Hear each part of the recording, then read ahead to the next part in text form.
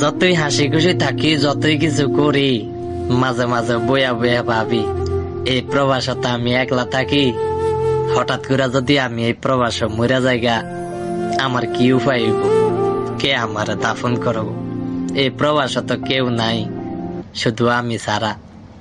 বাপ মা ভাই বোন আত্মীয় স্বজন সবাই তো থাকে দেশ। হয়তোবা আমার লাশটা দেশ যাইব অনেকদিন পরে, লাশটা পয়সা যাইব গা, আমার এই চেহারার স্মৃতিসত্তর কিছুই থাকবো না। দেশে যাইব, অনেক মানুষে চাইতে আইব, সবাই নাক কাপড় দিব, কইব লাশ পচা গন্ধ হয়ে গেছে গা।